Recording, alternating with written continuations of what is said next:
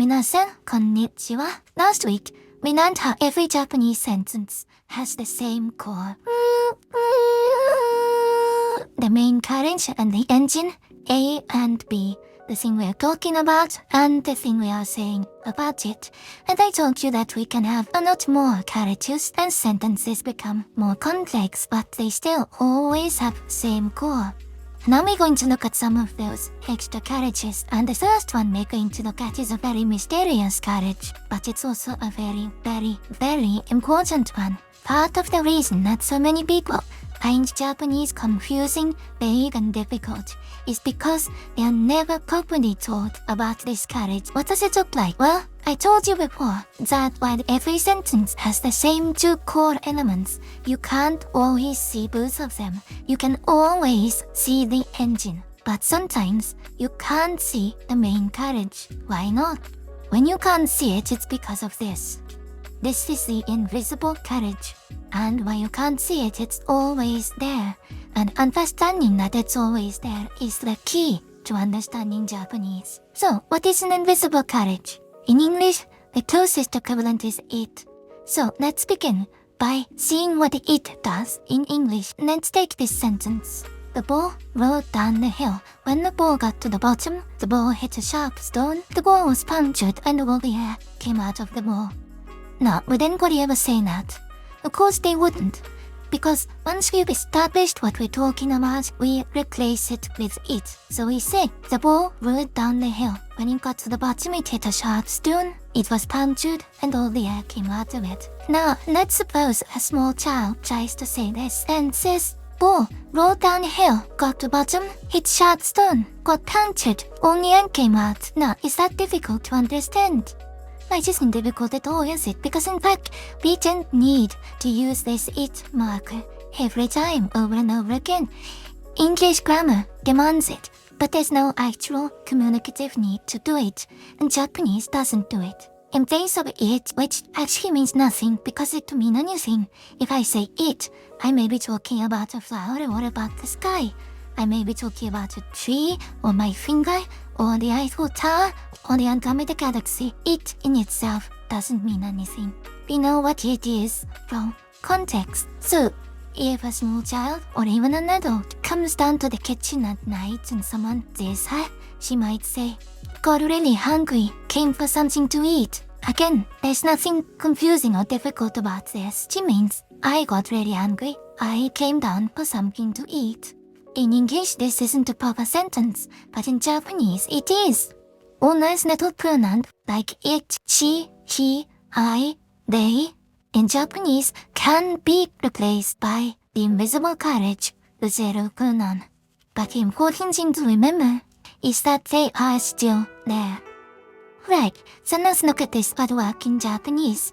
I might say, Toni-da, and that means I am Toni.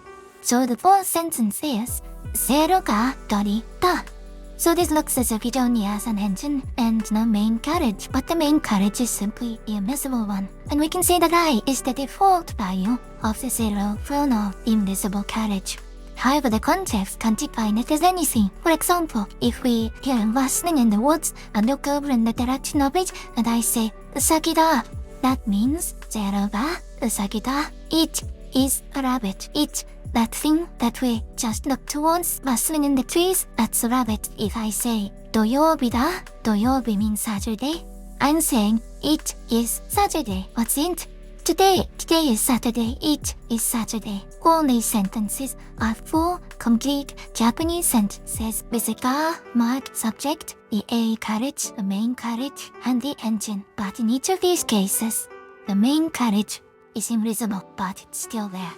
Now it may seem a little bit like splitting hairs to insist that it isn't being left out, it actually is there. But it's important to understand this, it's important at this stage, but it will become much more important as sentences become more complex. Without this piece of information, they're going to start sounding extremely vague and hard to grasp. So now, let's start looking step by step at how sentences can become more complex, and then let's see how it all fits together at this stage.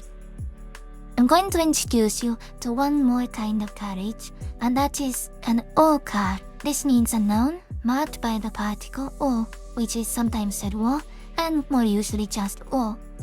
And if you know the English grammatical term object, which means the thing we're doing something to, it's a good mnemonic to remember that O stands for object. So the O car looks like this, and as you see, it's white. It's white because it's not part of the core train. The core train always consists of just two elements, the engine and the main carriage. When we see white cars, we know that they're telling us something more about the engine or about the main carriage. So let's take a sentence here. 私がケーキを食べる. This means I eat cake. Now the core sentence here is I eat. Those are the two black carriages.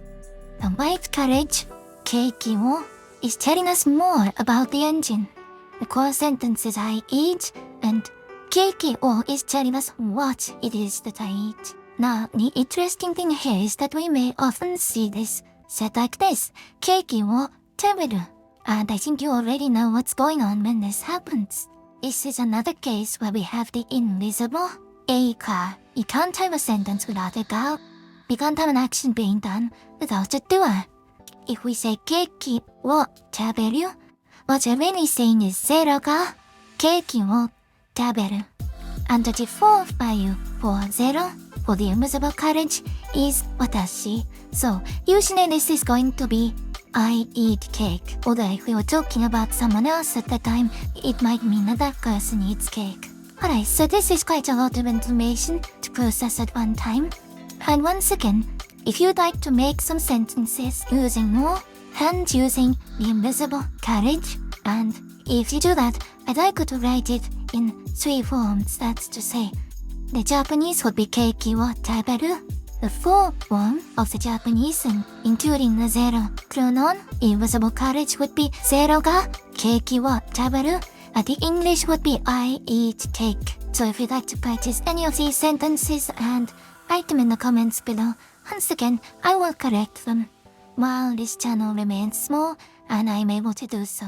If you'd like to learn about the structure of Japanese words and kanji, as well as Japanese sentences, may I recommend my book, Alice-in-Kanji-land. You'll find details of that in the information below. If you have any questions or comments, please put them in the comments below. Thank you for attending this lesson. これからもよろしくお願いします.